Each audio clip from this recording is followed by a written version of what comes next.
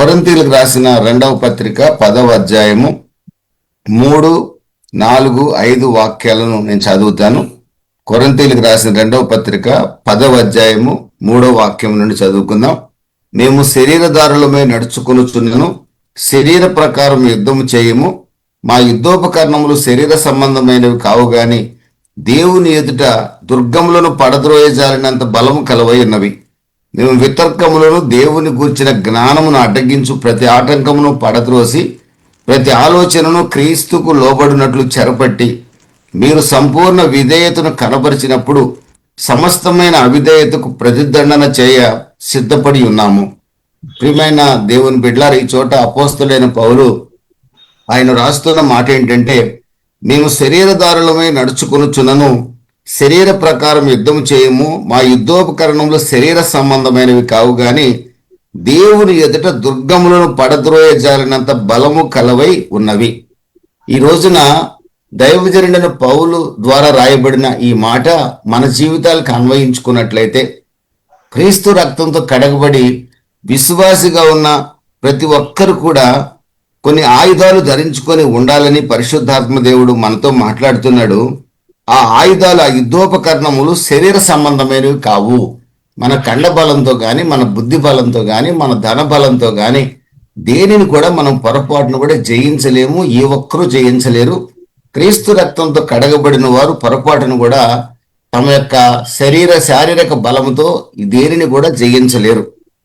ఆత్మ సంబంధమైన ఒక వ్యక్తి యుద్ధోపకరణములు ధరించాలి.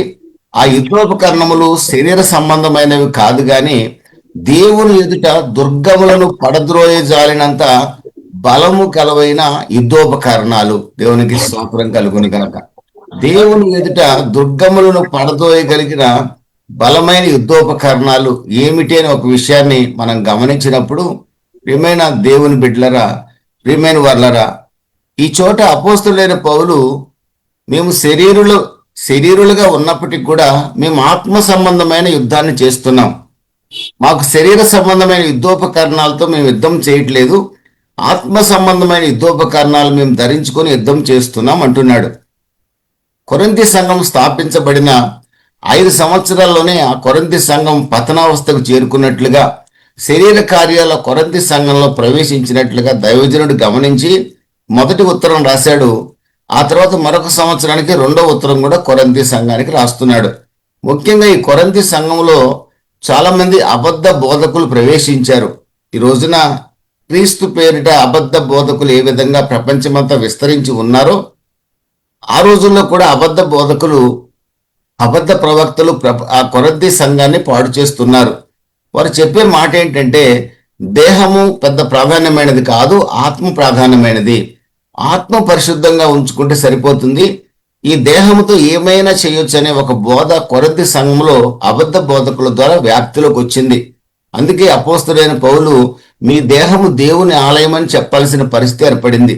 అంతేకాకుండా అక్కడ వారు అంటున్న మాట ఏంటంటే, ఈ దేహముతో ఏ కార్యము చేసినప్పటికి కూడా ఎలాంటి శిక్ష రాదు, ఆత్మను పరిశుద్ధంగా కాపాడుకోమని చెప్పడం మాత్రమే కాకుండా వాళ్ళు చెప్పే మరొక మాట ఏంటంటే, వన్స్ ఫర్గివెన్ ఆల్వేస్ ఫర్గివెన్. ఒక్కసారి క్రీస్తు రక్తంతో కడగబడ్డామంటే మనం ఏమి చేసినా ఇక క్షమించబడిన వారమే. ఈ మధ్య కూడా నేను ఒక మాట విన్నాను. ఒకసారి దేవాది దేవుణ్ణి మనం తండ్రిగా అంగీకరించి ఆయన మనకు తండ్రి అయిన తర్వాత ఇక మనం విచ్చలవిడిగా జీవించినా కూడా, ఒకవేళ మా నాన్నగారు ఉన్నాడు అనుకోండి, మేము నా 5 కొడుకులం అనుకోండి, మా నాన్నగారి మాట వినకుండా మేము ఎట్ట బ్రతికినా కూడా మా నాన్నగారి ఆస్తిలో ఈ లోకరీతిగా ఖచ్చితంగా మేము ఎక్కడున్నా మా ఆస్తి మాకు వస్తుంది వాటా. ఇది లోకరీతిగా సహజమే, ఈ మాట ఎవరు కాదంటానికి లేదు. దీన్ని పరలోక సంబంధమైన వాక్యంగా కూడా ఒక వ్యక్తి అనుభవించి చెప్తున్న మాట ఏంటంటే, ఒకసారి ప్రభు అయిన యేసుక్రీస్తుని నమ్ముకున్న తర్వాత మనం దేవుని బిడ్డలు అవుతాం కదా. దేవుని బిడ్డలయ్యాక మనం ఎలాంటి కార్యాలు చేసినా కూడా పరలోకపు ఆస్తి ఎక్కడికి పోదు, మన కొరకు పరలోకపు ఆస్తి తప్పనిసరిగా మన దేవుడు ఇచ్చి తీరుతాడు అని చెప్పాడు. ఇది లోక సంబంధంగా లీగల్గా కరెక్ట్ ఏమో కానీ పరలోకపు రాజ్యం యొక్క న్యాయ విధులు వేరు. అందుకే హెబ్రీయులు రాసిన పత్రిక 2వ అధ్యాయం 3-4 వాక్యాల్లో ఇంత గొప్ప రక్షణ మీరు నిర్లక్ష్యం చేయొద్దని బైబిల్ హెచ్చరిస్తూ ఉంది. రక్షణ అనేది నిర్లక్ష్యం చేసిన వాడికి పరలోక రాజ్యంలో స్వాస్థ్యం ఉండదు. రక్షణను కాపాడుకున్న వాడికి పరలోక రాజ్యంలో స్వాస్థ్యం ఉంటుంది. యేసుక్రీస్తు రక్తంతో కడగబడి దేవుని కుమారులుగా మనం తీర్చబడిన తర్వాత కుమారత్వాన్ని కాపాడుకున్నప్పుడు మాత్రమే పరలోకపు తండ్రి యొక్క స్వాస్థ్యంలో మనకు భాగం దొరుకుతుంది. అంటే పరలోక రాజ్య స్వాస్థ్యం మనకు దొరుకుతుంది, ఆస్తి దొరుకుతుంది. ఈ భూమి మీద కూడా రకరకాల ఆశీర్వాదాలు దేవుని ద్వారా అనుభవించే అవకాశం ఉంటుంది. కొరింథీ సంఘంలోకి వచ్చిన ప్రవేశించిన బోధ ఏమిటంటే, ఒక్కసారి క్షమించబడ్డారంటే మీరు ఎప్పటికీ క్షమించబడినట్లే, మీరు ఎలా జీవించినా పర్లేదు, ప్రభు రాజ్యం తప్పనిసరిగా మీకు దొరుకుతుంది అని బోధించడం ప్రారంభమైంది. ఎంత భయంకరమైన స్థితి కొరింథీ సంఘం చేరింది అంటే, రకరకాల వ్యాజ్యాలు, కొట్లాట్లు, కోర్టుల చుట్టూ తిరగటమే కాకుండా జారత్వం, వ్యభిచారము, అక్రమ కార్యక్రమాల్లో మునిగి తేలటమే కాకుండా దేవాలయంలోకి విగ్రహారాధన తీసుకొని వచ్చారు. దేవుని మందిరంలోకి విగ్రహారాధన తీసుకొని వచ్చినట్లుగా మనం చూస్తున్నాం. పౌలు గారు ఈ సంగతులన్నీ చూసి ఆ అబద్ధ బోధకులు ఏం చేస్తున్నాడు తెలిసి, అసలు పౌలు అపోస్తలుడే కాడు, అతడు పొట్టివాడు, చూడటానికి వికారంగా ఉంటాడు, సూది ముక్కు లాంటి ముక్కు అతను, ఇంత పొడుగు ముక్కు, అతను వికారి ఆకారానికి కూడా అతడు అందగాడు కాదు, బలహీనుడు, అతడు అపోస్తలుడు ఏంటని అపోస్తలుడు యొక్క పౌలు యొక్క అపోస్తలత్వాన్ని ఛాలెంజ్ చేస్తున్నారు అబద్ధ బోధకులు. స్వయంగా పౌలు గారే కష్టపడి 18 నెలలు శ్రమపడి స్థాపించిన సంఘం, ఆ సంఘము పౌలు గారి బోధనలో కట్టుబడి ఉన్న సంఘాన్ని పౌలు గారు అక్కడి నుంచి వెళ్ళి మిగతా ప్రదేశాల్లో సువార్త ప్రకటిస్తున్నప్పుడు ఈ సంఘములకు అబద్ధ బోధకులు చొరబడి సంఘాన్ని పాడు చేసే ప్రయత్నం చేయడమే కాకుండా పౌలు గారి యొక్క అథారిటీని కూడా ప్రశ్నించే స్థాయికి వచ్చారు. అసలు సేవకుడే కాదని చెప్తున్నారు అతన్ని.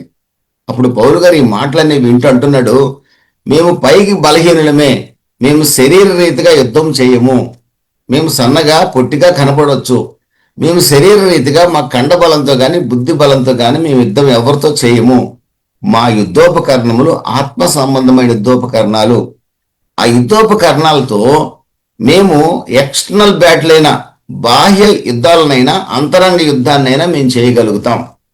ఇక్కడ పౌలు గారు వాడిన పదాలన్నిటిని కూడా ఎన్ని కూడా బ్యాటిల్ ఫీల్డ్కి సంబంధించిన పదాలు ఇవన్నీ కూడా.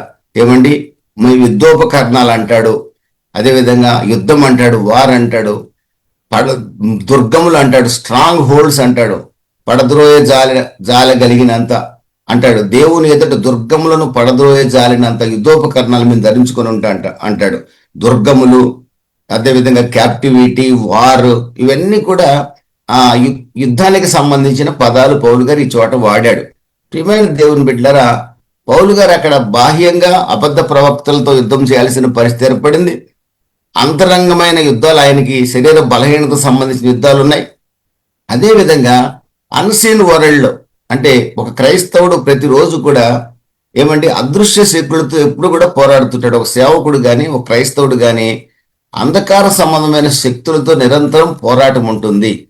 స్పిరిచువల్ బ్యాటిల్ ఎప్పుడు కూడా ప్రతి క్రైస్తవుడు ప్రతిరోజు యుద్ధంలో ఉన్నట్టే లెక్క. క్రైస్తవ జీవితమే యుద్ధ రంగం. ఆ యుద్ధం ఎవరితో చేస్తున్నామంటే కనబడని శక్తులతో చేస్తున్నాం.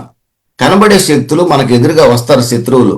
కానీ శత్రువుల కంటే, మనకు కనబడే శత్రువుల కంటే కనబడని శక్తులతోనే మనం యుద్ధం చేస్తున్నాం.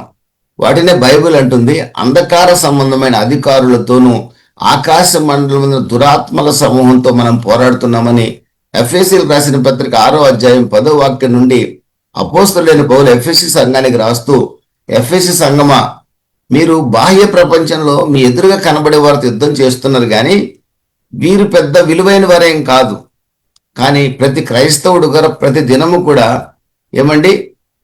ప్రతి క్రైస్తవుడు ప్రతి దినము కూడా ఆకాశ మండలం దురాత్మల సమూహాలతోనూ అంధకార సంబంధమైన శక్తులతోనూ అధికారులతోనూ ప్రధానులతోనూ పోరాడుతున్నాడు. జాగ్రత్త.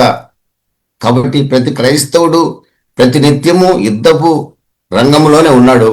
ఆ యుద్ధం ఎవరితో అంటే మన ప్రక్కన ఉన్న వాళ్ళతో, మన ఎదురున్న వాళ్ళతో కాదు, అన్సీన్ వరల్డ్తో మనం యుద్ధం చేస్తున్నాం. అంధకార సంబంధమైన అధికారులతో మనం యుద్ధం చేస్తున్నాం, దురాత్మల సమూహాలతో మనం యుద్ధం చేస్తున్నాం.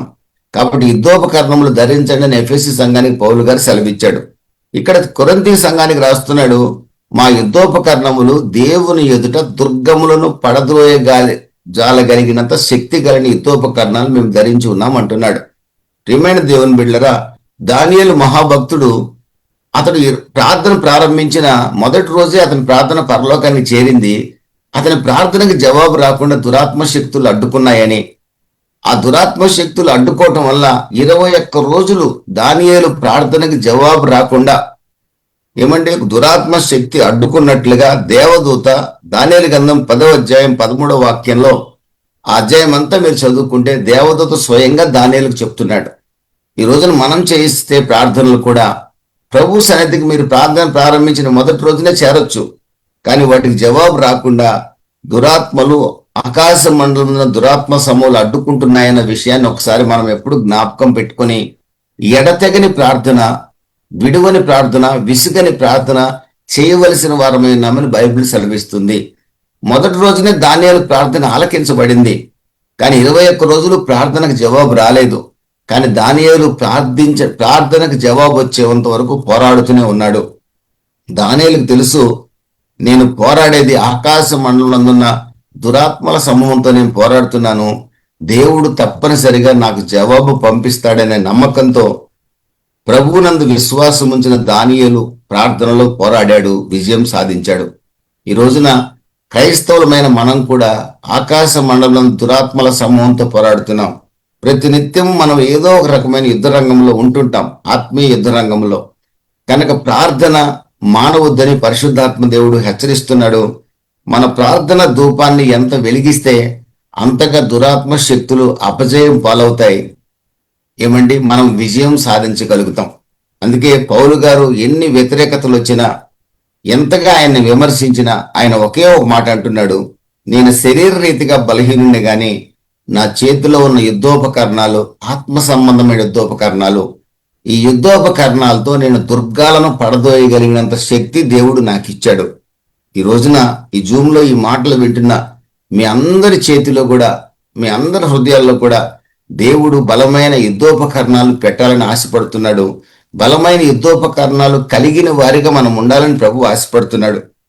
ఈ బలమైన ఆత్మ సంబంధమైన యుద్ధోపకరణాలు కలిగిన వారం ఖచ్చితంగా మనం విజయం సాధించగలము.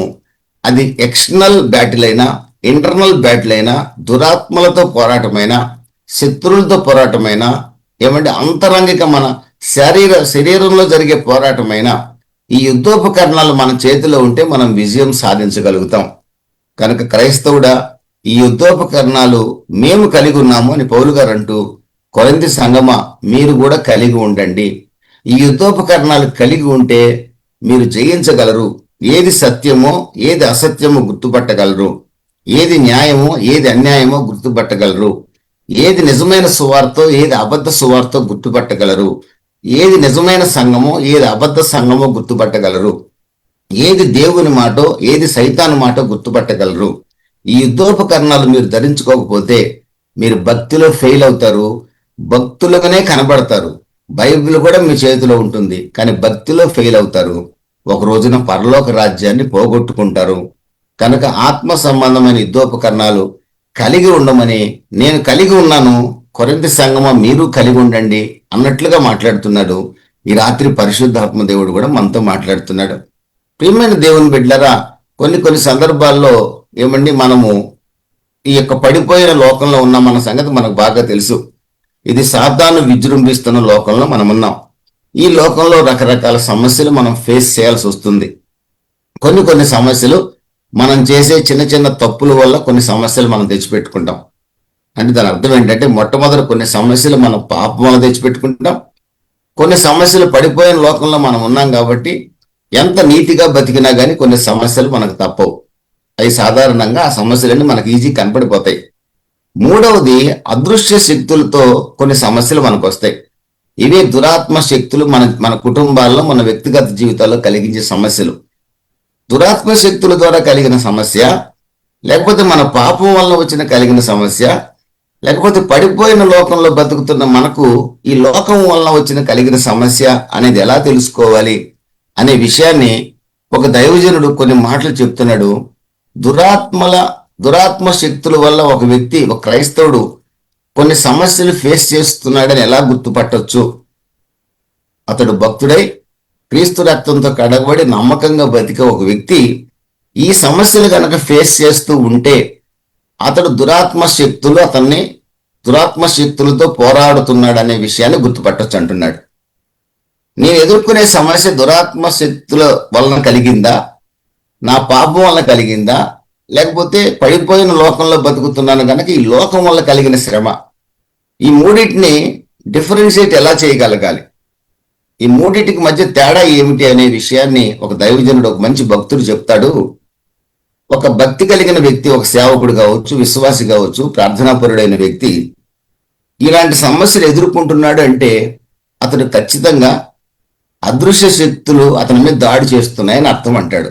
ఏంటి అలా ఎలాంటి స్థితి అది అని అంటే, మొట్టమొదటిది, ఒక భక్తుడు ఏ కారణం లేకుండా ఒక్కోసారి భక్తిగానే ఉంటాడు, సడన్ గా అతనికి ఉద్రేకం వచ్చేస్తుంది, సడన్ గా అతనికి కోపం వస్తుంది. యాజిటేటెడ్ వితౌట్ కాజ్, ఏ కాజు లేకుండానే కోపం వచ్చేస్తుంది. కొంతమంది చాలా మంచోడండి మా పాస్టర్ గారు, ఒక్కోసారి ఎందుకు అరుస్తాడో ఆయనకి అర్థం కాదంటారు. దానికి కారణం ఏంటి తెలుసండి? దురాత్మ శక్తుల యొక్క పోరాటంలో అతను ఉన్నాడని అర్థం. రెండోది, అన్ఎక్స్ప్లెయిన్డ్ ఫియర్స్, భయానికి కారణం ఏం తెలియదు, ఏ కారణం ఉండదు, కానీ భయం భయం భయం, తెలియని భయం. ఒక భక్తుడి జీవితంలో ఏ కారణం లేకుండా భయం కలిగింది అంటే, భయం కలుగుతూ ఉందంటే అతడు దురాత్మల శక్తులతో పోరాటంలో ఉన్నాడని గుర్తుపట్టాలి. ఆ భయము అతని జీవితంలో ప్రవేశించడానికి దురాత్మ శక్తి కారణం. దాన్ని గుర్తుపట్టి ఏం చేయాలంటే, ప్రభు సన్నిధిలో యుద్ధోపకరణాలు ధరించి ఆ భయం నుంచి విడుదల పొందటానికి దేవుని చేతికి తాను అప్పగించుకోవాలి. మూడవది, అన్ఎక్స్ప్లెయిన్డ్ ఫిజికల్ సిమ్టమ్స్, ఏ రోగం ఉండదు కానీ రకరకాల పెయిన్స్తో ఒక వ్యక్తి బాధపడతాడు. రకరకాల పెయిన్స్తో అంటే, ఒక దైవజనుడు చెప్పిన మాట మీకు చెప్తున్నాను. రకరకాల పెయిన్స్, కాసేపు తలలో పెయిన్ అంటాడు, కాసేపు చేతిలో పెయిన్ అంటాడు, కాసేపు కాళ్ళలో పెయిన్ అంటాడు, కాసేపు పొట్టలో పెయిన్ అంటాడు, కాసేపు వీప్ మీద పెయిన్ అంటాడు. పెయిన్ ఎక్కడుంది చెప్పమని డాక్టర్ని అడిగితే, ఇంటి దగ్గర పలానా దగ్గర పెయిన్ ఉందని చెప్పి వెళ్తాడు. అక్కడికి వెళ్ళేటప్పటికి ఎక్కడ పెయిన్ ఉందంటే చెప్పలేడు. పలానా చోట పెయిన్ ఉందని రాసుకొని వెళ్తాడు, అక్కడికి వెళ్తే ఎక్కడ పెయిన్ ఉందో చెప్పలేడు, స్త్రీ అయినా పురుషుడైనా. అంటే అన్ఎక్స్ప్లెయిన్డ్ ఫిజికల్ సిమ్టమ్స్, ఆ పెయినే కానీ లేకపోతే ఇంకేదన్నా కానీ, అంటే డిఫరెంట్ ఏరియాస్లో డిఫరెంట్ టైమ్స్లో డిఫరెంట్గా.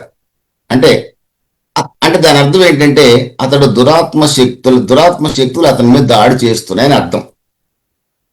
నాలుగవది, fears and anxiety within us, తెలియకుండా డిప్రెషన్లోకి వెళ్ళిపోతాడు. రీజన్ ఏమి ఉండదు, ఆర్థిక పరిస్థితులు బాగుంటాయి, చక్కటి పిల్లలు ఉంటారు, కుటుంబం బాగుంటుంది, మంచి ఇల్లు ఉంటుంది, ఏమంటే ఏ కొరత ఉండదు, కానీ సడన్ గా డిప్రెషన్లోకి వెళ్తుంటాడు.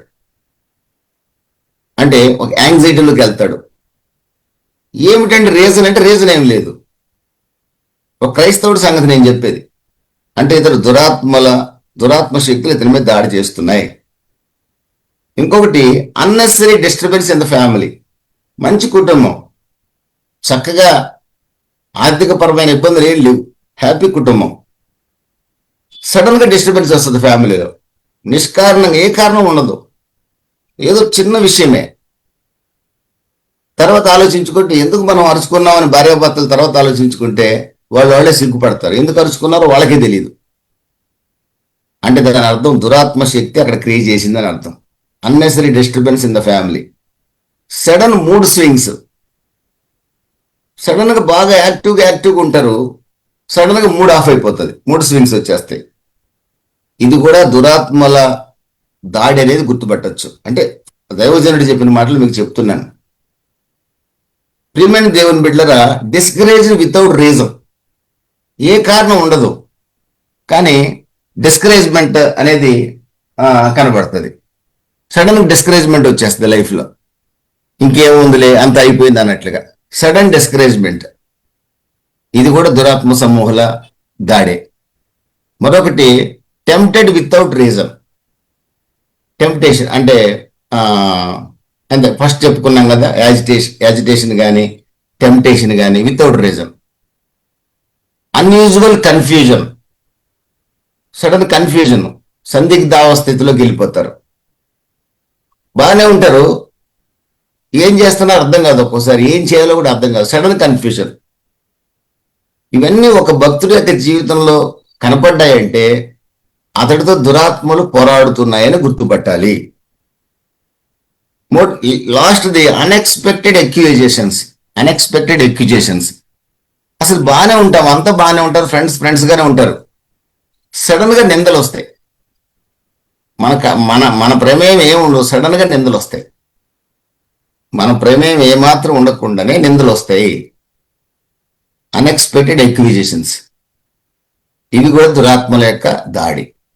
వీటన్నిటిని మనం గమనించినప్పుడు, ఇలాంటి కొన్ని లక్షణాలు సింపుల్గా వీటిని గమనించినప్పుడు, ప్రియమైన దేవుని బిడ్డలారా, మనం చేయవలసిన పని, పౌలు గారు చేసిన పని 10వ అధ్యాయము 5వ వాక్యంలో ఆయన అంటాడు, మేము వితర్కములను దేవుని కూర్చిన జ్ఞానమును అడ్డగించు ప్రతి ఆటంకమును పడద్రోసి ప్రతి ఆలోచనను క్రీస్తుకు లోబడినట్టు చెరబట్టి.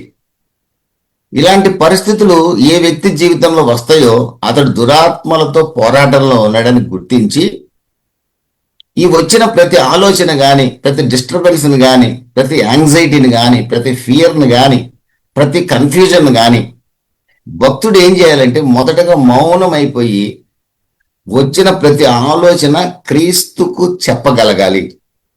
ప్రభువా, నాకు సడన్ గా ఇలాంటి మూడ్ స్వింగ్స్ వస్తున్నాయి, ఇలాంటి డిస్టర్బెన్స్ వస్తున్నాయి, ఇలాంటి ఫియర్స్ వస్తున్నాయి, ఇలాంటి యాంగ్జైటీ వస్తుంది, ఇలాంటి కన్ఫ్యూజన్ అవుతున్నాను, నాకు తెలియకుండానే టెంపర్ రైజ్ అవుతుంది, తెలియకుండానే నా కుటుంబంలో అన్నెసరీ డిస్టర్బెన్స్ వస్తుంది, ఒక రకంగా నేనే కారకుండా అవుతున్నాను అని చెప్పి ప్రతి ఆలోచన క్రీస్తుకు చెరబట్టినప్పుడు, make captive of every thought, ప్రతి ఆలోచన, అలాంటి ఆలోచన కలిగే ప్రతి ఆలోచనను కూడా క్రీస్తుకు అప్పగించినప్పుడు, ప్రియమైన దేవుని బిడ్డలరా, తప్పనిసరిగా దుర్గములను జాలగలిగినంత శక్తిని దేవుడు మనకు అనుగ్రహిస్తాడు. అలా కాకుండా ఆ యాంగ్జైటీని కానీ, ఆ డిస్టర్బెన్స్ని కానీ అలాగే కొనసాగించుకుంటూ పోతే కుటుంబాలు చెల్లాచెదరైపోతాయి, ఆరోగ్యాలు తారుమారైపోతాయి. కుటుంబాలు చెల్లాచెదరైపోయే అవకాశం ఉంటుంది, ఆరోగ్యం క్షీణించే అవకాశం ఉంటుంది, పిల్లల జీవితాలు శపించబడే అవకాశం ఉంటుంది. కన్ఫ్యూజన్ ఎక్కువైపోయి ఏం తింటున్నామో ఏం తాగుతున్నామో అర్థం కాదు, ఎప్పుడు పడుకుంటున్నామో ఎప్పుడు లేస్తున్నామో కూడా అర్థం కాని పరిస్థితిలోకి వెళ్ళిపోతాం. కనుక పరిశుద్ధాత్మ దేవుడు పౌలు గారి ద్వారా మనతో మాట్లాడుతున్నది ఏమిటంటే, ఖచ్చితంగా ప్రతి క్రైస్తవ కూడా దురాత్మల సమూహంతో పోరాడాల్సిందే. ఖచ్చితంగా అదృశ్య శక్తులతో మనం నిరంతరం పోరాడుతూనే ఉంటాం, క్రీస్తు రక్తంతో కడగబడిన వాళ్ళం. అవి మన ఎదురుగా రావు, మనుషుల రూపంలో రారు. మనుషుల రూపంలో వచ్చే వాళ్ళకి ఆన్సర్ చెప్పొచ్చు, కానీ దురాత్మ శక్తులతో మనం ఆన్సర్ చెప్పలేం. దానికి ఒకటే ఆన్సరు, ఏ విధమైన డిస్టర్బెన్స్ కానీ, యాంగ్జైటీ కానీ, ఫియర్ కానీ, అన్నెసరీ ఏది నీ జీవితంలోకి, నీ కుటుంబ జీవితంలోకి, నీ పిల్లల జీవితంలోకి వచ్చిన ఆ ప్రతి ఆలోచన కూడా క్రీస్తుకు చెరబట్టగలగాలి. Make captive of every thought. క్రీస్తుకు చెరబట్టి, ప్రభువా, ఈ ఆలోచన నీకు అప్పగిస్తున్నాను, విడిపించే బాధ్యత నీదేనని గనక ప్రభువుకి హృదయపూర్వకంగా అప్పచెప్పగలిగితే ఖచ్చితంగా ఆ భయం నుండి, ఆందోళన నుంచి, ఆ కన్ఫ్యూజన్ నుంచి, ఆ డిస్టర్బెన్స్ నుంచి ప్రభు మనల్ని విడిపిస్తాడు. ఇది పౌలు గారు మనతో మాట్లాడుతున్నమాట, పరిశుద్ధాత్మ దేవుడు మనతో మాట్లాడుతున్నమాట. ఆయన పోరాడే ప్రతి పోరాటాన్ని కూడా ఈ విధంగానే ఆయన జయించాడట. అయితే ప్రభువుకు అప్పగించడానికి మనకి కొన్ని యుద్ధోపకరణాలు కలిగిన వారిగా మనం ఉండాలి. ప్రభువుకు అప్పగించగలిగే సామర్థ్యం మనకు కలగాలంటే కూడా మనం కొన్ని ఆత్మ సంబంధమైన యుద్ధోపకరణాలు ధరించి ఉన్నవారు మాత్రమే ప్రతి ఆలోచన క్రీస్తుకు చెరపట్టగలరు. నేను ప్రభుకు అప్పగిచ్చేస్తున్నానంటే కాదు, కొన్ని ఆయుధాలు ఉన్నాయి. ఈ వెపన్స్ మన దగ్గర పెట్టుకున్న వాళ్ళు మాత్రమే ప్రభువుకి హృదయపూర్వకంగా ప్రతి ఆలోచనను చెరపట్టగలుగుతారు, ప్రతి ఆలోచన ప్రభువుకి అప్పగించగలుగుతారు. ప్రియమైన దేవుని బిడ్డలారా, ప్రభు మనకి సహాయం చేయకుండా ఉండడు. He is our helper. కృప ద్వారా మనల్ని రక్షించిన దేవుడు ఆయన. సాతాను కబంధ హస్తాల్లో ఉన్న మనల్ని కొలసి 1:13-14 ప్రకారం క్రీస్తు రాజ్య సంబంధులుగా చేశాడు. అంధకార సంబంధమైన అధికారంలో ఉన్న మనల్ని క్రీస్తు రాజ్య సంబంధులుగా చేశాడు. అపరాధముల చేత పాపముల చేత చచ్చిన మనల్ని ఎఫ్ఎస్సి 2:7 ప్రకారం ఏమంటే కృప ద్వారా గొప్ప రక్షణ ఇచ్చాడు మనకి. ప్రియమైన దేవుని బిడ్డలారా, విలువైన రక్తాన్ని చిందించి వెలపెట్టి మనల్ని కొన్న దేవుడు, కృప ద్వారా మనకు రక్షణ ఇచ్చిన దేవుడు తన ప్రియకుమారుని మన కొరకు పంపించి ఏమండి మనం దురాత్మ శక్తులు మన మీద పోరాడుతుంటే ఆయన చూస్తూ ఊరుకోడు. ఖచ్చితంగా మనకు విజయం ఇవ్వాలని ఆయన కోరుకుంటాడు. అందుకే పౌలు గారు అంటాడు ఒక చోట, విజయోత్సవముతో ఊరేగించుచున్న దేవునికి స్తోత్రం అంటాడు. పౌలు గారిని దేవుడట విజయోత్సవముతో ఊరేగిస్తున్నాడట. ఈ రోజున ఈ జూమ్లో ఉన్న మనందరినీ కూడా ప్రభు విక్టోరియస్ పీపుల్ గా ఉంచాలని కోరుకుంటున్నాడు. విజయోత్సవముతో ఊరేగింపబడే వారిగా చేయాలని ప్రభు ఆశపడుతున్నాడు. కుటుంబ వ్యవస్థలో కానీ, ఉద్యోగ వ్యవస్థలో కానీ, వ్యాపార వ్యవస్థలో కానీ, సేవా వ్యవస్థలో కానీ, సంసార వ్యవస్థలో కానీ విజయ పదంలో మనం సాగేవారిగా చేయాలనేది దేవుని యొక్క ఉద్దేశం. అయితే అపవాది మాత్రం మన మీద పోరాడుతూనే ఉంటాడు. ప్రకటన గ్రంథం 12వ అధ్యాయం 10 నుండి 12 వాక్యాలు మీరు చదివితే, వాడి సమయం కొంచెమే, ఈజ్ టైమ్ ఈజ్ షార్ట్. అపవాది సమయం కొంచెమే. 1 పేతురు 5:8, అతడు గర్జన సింహం వల్ల ఎవరిని మింగుదునని తిరుగుతున్నాడు. వాడు ఎవరిని వదలడు. వాడి సమయం కొంచెమే. కానీ మీరు నేను ఎవరో తెలుసా? క్రీస్తు రక్తముతో సంపూర్ణంగా కడగబడిన వాళ్ళం. మీరు నేను ఎవరో తెలుసండి? దేవుని కౌగిల్లో ఉన్నవారం, ద్రాక్షవల్లైన యేసులో నిలిచిన వారం మనం. అంధకార సంబంధమైన అధికారుల నుంచి విడిపించబడి దేవుని రాజ్య సంబంధులుగా మనం మారాం. మీరు నేనెవరో తెలుసండి? కృప ద్వారా గొప్ప రక్షణ పొందిన వాళ్ళం.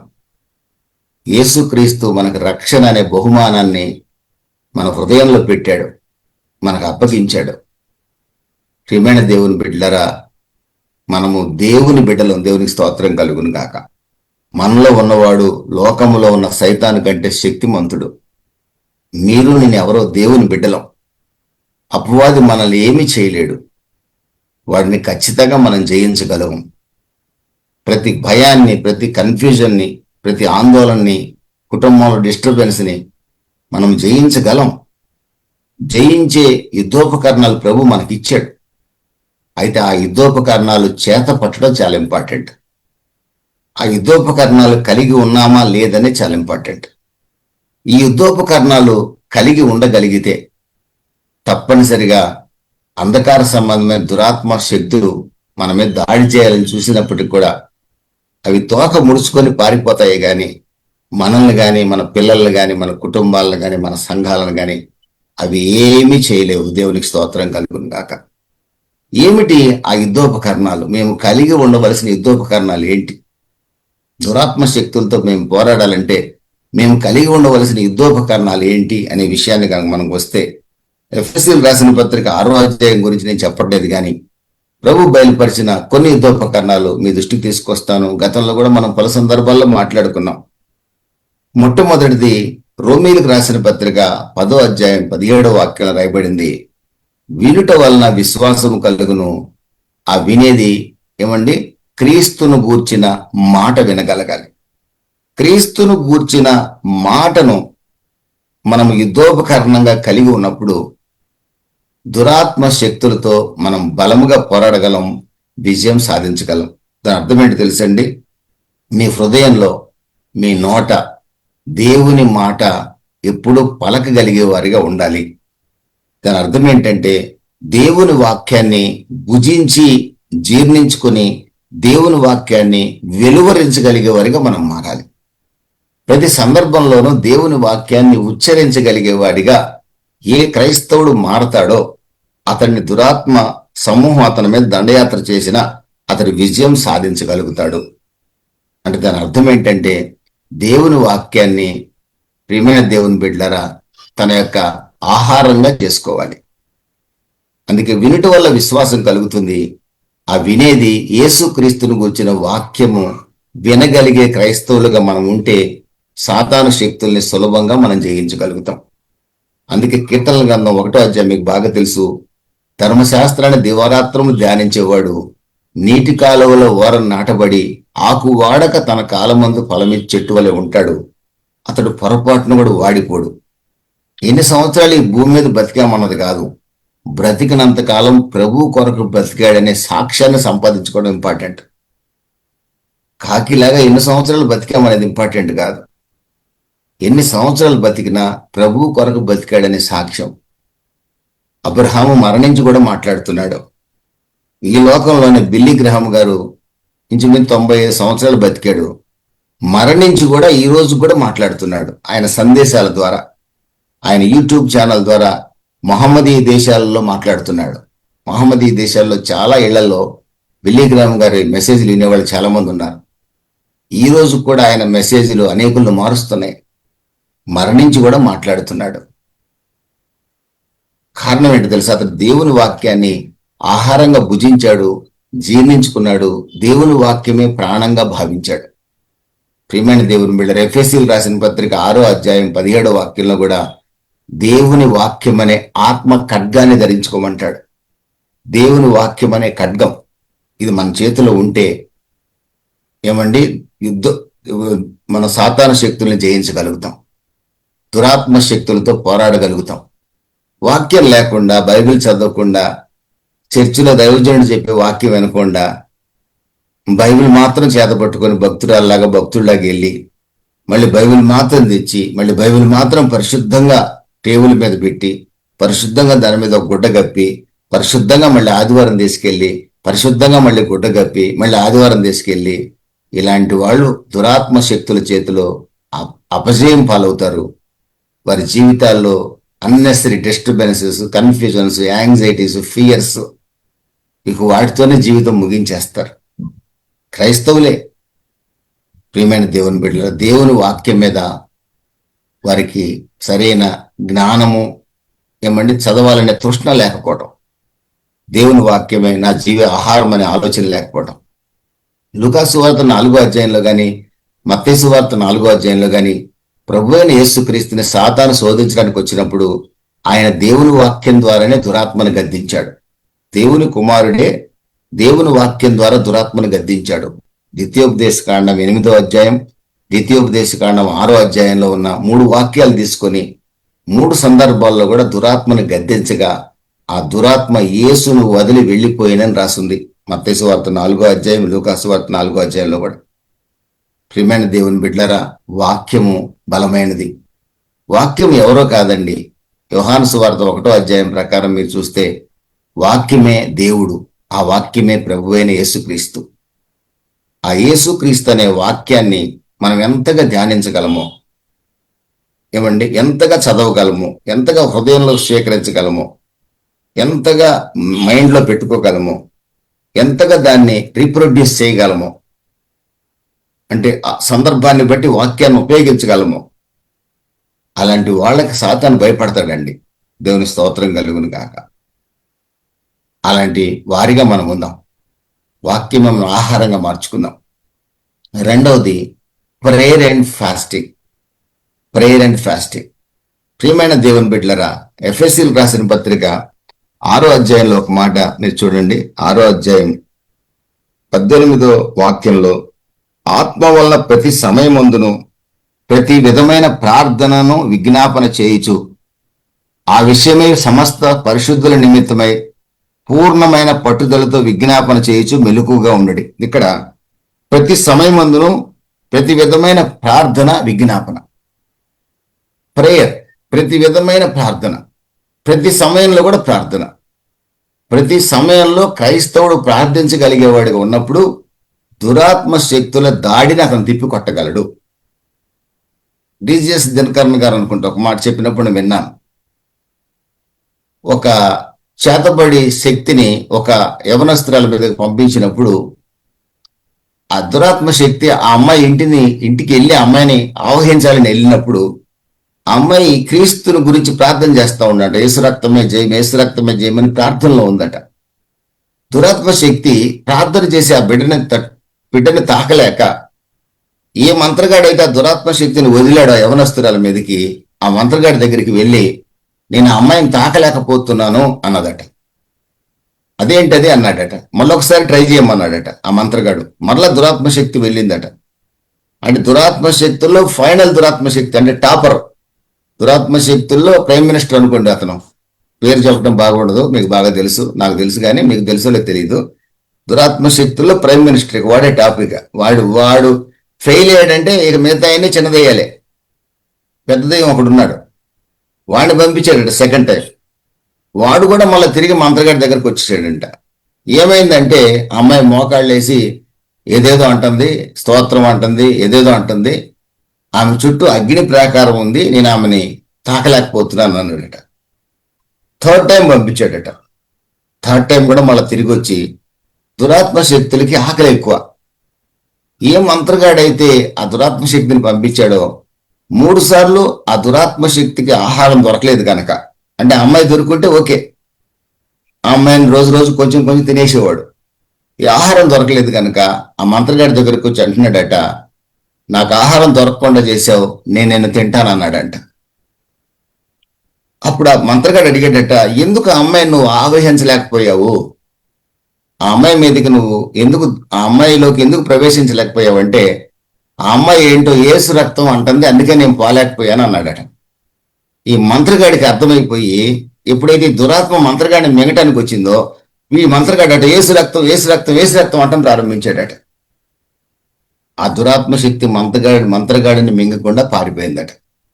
అప్పుడు ఆ మంత్రగాడికి అర్థమైందట, యేసు రక్తంలో శక్తి ఉందని. ఆ మంత్రగాడి పేరు దినకర్ణ గారు చెప్పినట్లు నాకు దొడ్డన్న అని బాగా గుర్తుంది. ఆ మంత్రగాడు రక్షణ పొంది సువార్త చేశాడట తర్వాత కాలంలో. ఆయన ఒక చోట సాక్ష్యం చెప్తుంటే నేను విన్నాను. ప్రియమైన దేవుని బిడ్డలరా, యేసు రక్తం గొప్ప శక్తి కలిగిన రక్తం. దేవునికి స్తోత్రం కలుగును గాక. ప్రార్థన బలమైనదండి. ఆ ప్రార్థనలో ఏమంటే ఉపవాసం ఉంటే ఇంకా అద్భుతం జరుగుతుందండి. ఆ ప్రార్థన ఉపవాసంతో కూడిన ప్రార్థన శక్తికరమైన ప్రార్థన. లూకాసు వార్త 18:1 విసుగక ప్రార్థన చేయమని ప్రభు అందుకే చెప్పాడు. ఎడతెగక ప్రార్థన చేయమని చెప్పాడు అపోస్తలుడైన పౌలు 1 తెస్సలోనిక 5:17. ప్రార్థన అంటే దేవునితో మాట్లాడే అనుభవం, దేవునికి మన విషయాలన్నీ పంచుకునే సమయం అది. దేవునితో మాట్లాడుకుంటే చాలా మంచిది కదండి. మనుషులతో మాట్లాడితే పెద్ద ప్రయోజనం ఉండదు. దేవునితో మాట్లాడగలిగే వారే విజయం సాధించగలుగుతారు దురాత్మ శక్తుల మీద. దేవునితో మాట్లాడేది ఎలాగా? ప్రార్థన ద్వారా మాట్లాడగలం. దాని గనక ఉపవాసాన్ని గనక యాడ్ చేయగలిగితే, కొంతకాలం కొన్ని గంటలు ఆహారాన్ని విసర్జించి హృదయపూర్వకంగా ప్రార్థన చేయగలిగితే అది ఇంకా మరింత బలమైన ప్రార్థనగా మారుతుంది. అందుకే మార్కు సువార్త 9వ అధ్యాయంలో ప్రభు అయిన యేసుక్రీస్తు అంటాడు, శిష్యులు ఆ దురాత్మను మేము ఎందుకు వెళ్ళగొట్టలేకపోయామని అడిగినప్పుడు శిష్యులతో అంటాడు, ఇది ఉపవాస ప్రార్థన వల్లనే సాధ్యమవుతుంది అంటాడు. దురాత్మ శక్తుల మీద విజయం సాధించాలంటే మన కుటుంబాన్ని కానీ మన పిల్లల జీవితాలను కానీ కొన్ని దురాత్మ సమూహాలు, అంధకార సంబంధమైన శక్తులు మన పిల్లల జీవితాలని కబళించాలని చూస్తాయి. అవి గుర్తుపట్టొచ్చు మనం సులభంగానే. అప్పుడు కొద్దిగా మనం చేసే ప్రార్థనకి మనం ఉండగలిగిన గంటలు, 5 గంటలు 6 గంటలు ఏం తినకుండా ప్రార్థన కనుక జోడించగలిగితే, ఫాస్టింగ్ అండ్ ప్రేయర్ జోడించగలిగితే మీ పిల్లల జీవితాల్లో కానీ మీ వ్యక్తిగత జీవితంలో కానీ దురాత్మ శక్తుల దాడి నుంచి విడిపించబడగలుగుతారు. ఇది బాగా గుర్తుపెట్టుకోవాలండి. 3వది ఆరాధన. ఆరాధన అంటే ఏం లేదండి, ఆరాధన అని చెప్తారు చాలా చోట్ల, నేను చూశాను. ఆరాధనలో కూడా ప్రభువా నాకు అది కావాలి ఇది కావాలని ఏడుస్తుంటారు. ఆరాధన అంటే అది కావాలి ఇది కావాలని ఏడ్చే సమయం కాదు. ఆరాధన అంటే దేవుడు ఏమై ఉన్నాడో స్తుతించే సమయం.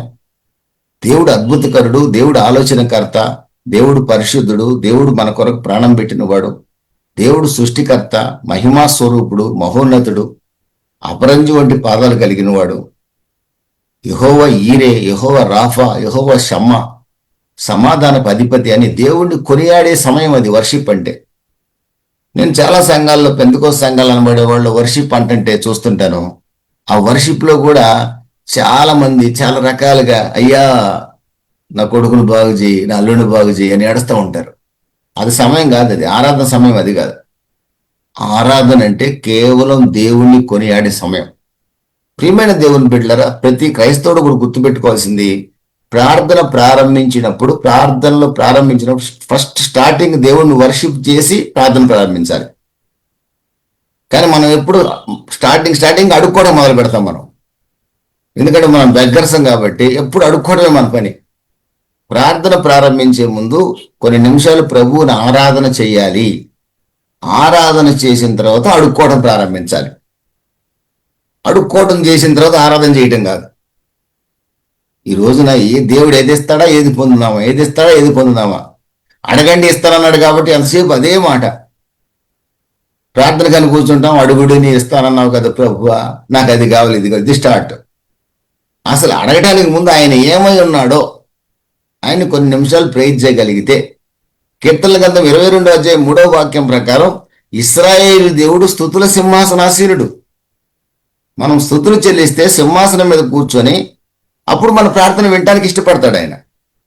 మనం స్తుతులు చేయకుండా, ఆయన కుర్చీ చేయకుండా అడగటం మొదలు పెడితే, అడుక్కోవటం మొదలు పెడితే, చాలా మంది మన ఇళ్ళకి అడుక్కునే వాళ్ళు వస్తారు. కొంతమంది నేను చూసా, వాళ్ళ భాషలో అంటారు, అయ్యా మహానుభావుల్లాగా ఉన్నావు, ఇంకేదో పేర్లు పెడతారులేండి, అవి నేను చెప్పడం బాగుండదు. అమ్మా నేను చూస్తాను లక్ష్మీదేవిలా కనపడుతున్నావు, అట్లా ముందు పొగిడి అప్పుడు అమ్మా ఏమనుంటే పెట్టామ్మా అంటారు. నాకు ఆశ్చర్యం వేస్తుంది, వీళ్ళకెట తెలిసిందిరా అని. వాళ్ళు బెగ్గర్స్ అడుక్కోవడానికి వచ్చిన వాళ్ళే, కానీ ముందు మనల్ని పొగుడుతారు, కనపడ్డ వాళ్ళని పొగిడిన తర్వాత అడుగుతారు. అది టెక్నిక్ వాళ్ళది. బైబిల్ చెప్తున్న మాట ఏంటంటే, మన దేవుడు ఏమై ఉన్నాడో ముందు ఆయన ఆరాధన చేసి ఏమంటే ఆ తర్వాత మనకు కావాల్సిన వాటిని ప్రభు దగ్గర అడిగేవారిగా ఉండాలి. ఆరాధన అనేది ఒక గొప్ప ఆయుధం అండి. ఎవరైతే ఆరాధన చేయగలుగుతారో వారు దురాత్మ శక్తులపైన విజయం సాధించగలుగుతారు. 2 దినవృత్తాంతాల గ్రంథం 20-21 యెహోషాపాతు ఏం చేశాడు తెలుసు? యుద్ధరంగానికి వెళ్తూ గాయకుల్ని ఏర్పరచుకొని ప్రభువుని ఆరాధించుకుంటూ యుద్ధానికి వెళ్ళారు. ఆ యుద్ధంలో యెహోషాపాతు విజయం సాధించాడు. ఎందుకంటే ఆరాధన ఇశ్రాయేలు దేవునికి చాలా ఇష్టం. ఆరాధన చేసేవారు దురాత్మ శక్తులపైన విజయం సాధించగలరు. నాలుగో విషయాన్ని మనం గమనించినట్లయితే ప్రియమైన దేవుని బిడ్డలారా, పరిశుద్ధ జీవితం, హోలీ లివింగ్. బైబిల్ సెలవిస్తున్న మాట ఏంటంటే 1 కొరింథీ 3:16 మనం దేవుని ఆలయమై ఉన్నాము, దేవుని ఆత్మ మనలో నివసించున్నాడు, కనుక ఈ దేవుని ఆలయాన్ని పాడు చేయొద్దని బైబిల్ హెచ్చరిస్తుంది. 1 కొరింథీ 6:19 మీరు విలువ పెట్టి కొనబడిన వారు మనం. 1 తెస్సలోనిక 4:3-4 మనం పవిత్రంగా బ్రతకటం దేవుని చిత్తం. మన మాట, మన నడక, మన చేత, మన పడక పవిత్రంగా ఉండటం దేవుని చిత్తం. 1 పేతురు 1:14-15 నేను పరిశుద్ధుడిని, మీరు కూడా పరిశుద్ధులుగా ఉండండి ప్రభు చెప్తున్నాడు. పరిశుద్ధ జీవితం ఎవరైతే జీవిస్తారో వారు దురాత్మ శక్తుల్ని జయించగలుగుతారు.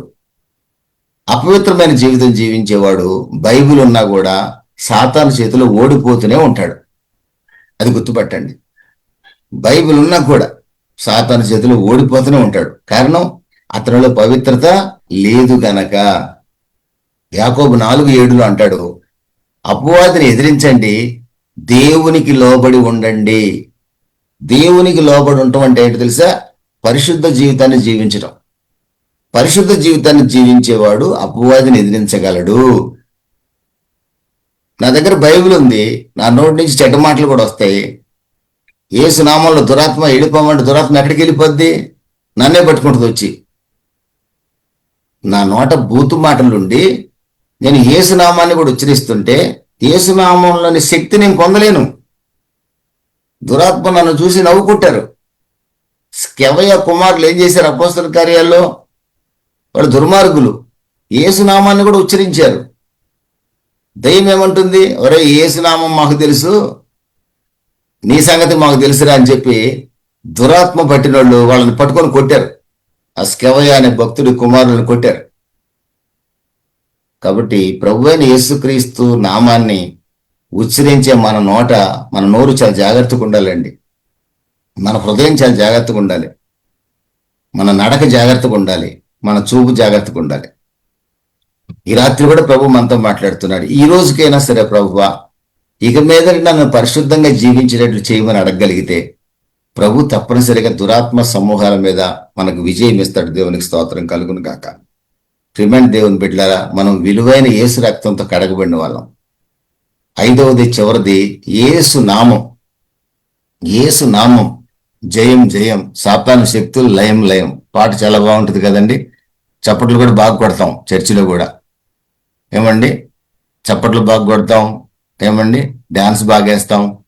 ఈ మధ్య డాన్సులు కూడా వేస్తున్నారు కదా చర్చిల్లో. యేసు నామము జయం జయము, సాతాను శక్తులు లయం లయం అని. పాట వరకే పరిమితం కాకూడదండి. యేసు నామాన్ని ఉచ్చరించే హృదయం మనం కలిగి ఉండాలి. యేసు నామం దురాత్మల సమూహాల మీద మనకు శక్తిని ఇస్తుంది. అయితే ఎప్పుడు యేసునామాన్ని ఉచ్చరిస్తే మనకు విజయం కలుగుతుందంటే, పరిశుద్ధమైన హృదయంతో యేసునామాన్ని ఉచ్చరించగలిగితేనే విజయం వస్తుంది. యేసునామం దురాత్మ శక్తుల్ని పారిపోయేటట్లుగా చేస్తుంది, నో డౌట్. యేసునామమే జయం జయము, సాతాను శక్తులు లయం లయం, నో డౌట్. అందులో యేసునామంలో దురాత్మ శక్తులు పారిపోతాయి. కానీ యేసునామం ఉచ్చరించే వ్యక్తి యొక్క హృదయం ఏంటి, అది ఇంపార్టెంట్. ప్రియమైన దేవుని బిడ్డలారా, యేసునామం అనే యుద్ధోపకరణాన్ని మీరు కలిగి ఉంటే దురాత్మల్ని జయించగలరు. సామెతల గ్రంథం 18వ అధ్యాయం 10వ వాక్యం రాయబడింది, యెహోవా నామము బలమైన దుర్గము. యెహోవా నామం బలమైన దుర్గం. మనం ఆరాధించే దేవుని యొక్క నామము మనకు బలమైన దుర్గం. అది దేవుని స్తోత్రం కలుగును గాక. నీతిమంతుడు ఆ దుర్గంలోకి వెళ్ళినప్పుడు దురాత్మ ఏమి చేయలేడు. అంటే మనం యెహోవా నామాన్ని ఉచ్చరించే వారిగా ఉంటే మన చుట్టూ దేవుడు దుర్గముగా ఉంటాడు. దురాత్మ మనల్ని పొరపాటును కూడా ఏం చేయలేడండి. మొదటి సమూయేలు గ్రంథం 17వ అధ్యాయం 10వ వాక్యంలో దావీదు చిన్నవాడైనప్పటికీ కూడా యెహోవా నామం పేరిట యుద్ధానికి వెళ్ళాడు. యెహోవా నామం పేరిట అతను వెళ్ళిన యుద్ధంలో గొల్లియాత్ అనే 9 అడుగుల 6 ఇంచులు ఉంటాడు మనిషి, రాక్షసుడు. వాడిని అలాగే మట్టి కనిపించేశాడు. యెహోవా నామం బలమైన దుర్గం. నీతిమంతుడు అందులోకి వెళ్ళి సురక్షితంగా ఉంటాడు. యెహోవా నామాన్ని ధరించిన దావీదు దయ్యం లాంటి గొలియాతును పడగొట్టగలిగాడు. ప్రియమైన దేవుని బిడ్డలారా, యేసు నామం అన్ని నామముల కంటే పైనామం. ఫిలిప్పీయులు రాసిన పత్రిక 2వ అధ్యాయం 10-11 వాక్యాలు. యేసు నామంలో ప్రతి మోకాలు ఒక రోజున వంగబోతుంది. ఈ రోజున ఏసేవుడు పనికి మాలినోడు, ఏసేవుడు పలానా కులదేవుడు అనే దరిద్రులందరూ రేపొద్దున యేసునామంలో వంగి తీరాల్సిందే. యేసునామం ఒక్కటే సర్వోన్నతమైన నామం. రేపొద్దున 1000 ఏళ్ల పరిపాలనలో యెరూషలేముకి ప్రతి ఒక్కడు తిరగాల్సింది, వెళ్లాల్సింది ఆరాధన చేయడానికి ప్రభువుని. మీరు ఆరాధించే ప్రభు ప్రపంచంలో ప్రతి మనిషితో పూజలు అందుకోబోతున్నాడు ఒక రోజున. ఇప్పుడు దూషించే వాళ్ళు కూడా ఆ రోజున ఆయన ఆరాధించి తీరతారు. ఎందుకంటే సర్వ సృష్టికర్త మీరు ఆరాధించే ప్రభు అయిన యేసుక్రీస్తు. ఆ సంగతి వాళ్ళ గుడ్డితనం కలిగి ఇప్పుడు తెలియట్లే వాళ్ళకి. కానీ ఒక రోజున తెలుసుకుంటారు, ఆయన నామంలో మోకరిస్తారు.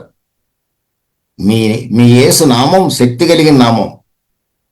ఆ నామాన్ని అన్యాయంగా ఉచ్చరించొద్దండి.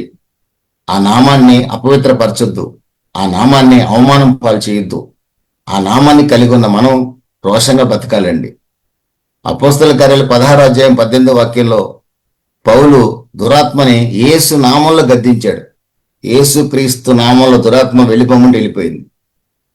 అపోస్తల కార్యాలు 3వ అధ్యాయంలో పేతురు అంటాడు 15-16 వాక్యాల్లో, ఎందుకు మా వైపు తేరిచేస్తున్నాడు, యేసు నామమే వీడిని స్వస్థపరిచింది అంటున్నాడు. యేసు నామమే ఈ కుంటివాడిని స్వస్థపరిచింది అంటున్నాడు. అపోస్తల కార్యాలు 4:12 అంటాడు పేతురు, ఈ నామమును తప్ప మరి ఏ నామమున పరలోకం లేదంటాడు. యేసు నామంలో తప్ప స్వర్గం చేరడం సాధ్యం కాదు. ఇది సత్యం. అలాంటి నామాన్ని మనం యుద్ధోపకరణంగా కలిగి ఉండమని పౌలు గారు బతిమిలాడుతున్నాడు. ప్రియమైన దేవుని బిడ్డలారా, ఈ యుద్ధోపకరణాలు కలిగి ఉన్నట్లయితే దురాత్మ శక్తులపై మనం విజయం సాధించగలం. ప్రతి క్రైస్తవుడు తప్పనిసరిగా దేవుని వాక్యం అనే ఆ యొక్క ఆయుధాన్ని, ప్రార్థన అనే ఆయుధాన్ని, ఆరాధన అనే ఆయుధాన్ని, పరిశుద్ధత అనే ఆయుధాన్ని, యేసు నామం అనే ఆయుధాన్ని ధరించి ప్రతి దుర్గమును పడగొట్టజాలిన శక్తిని కలిగి ఉండాలని, విశ్వాస జీవితంలో ఎదురయ్యే ప్రతి పోరాటాన్ని నవ్వుతూ జయించగలిగేవారిగా మనం ఉండాలని ఒక దైవ సేవకుడికి కోరుకుంటూ ఈ నా మాటలు ముగిస్తున్నాను.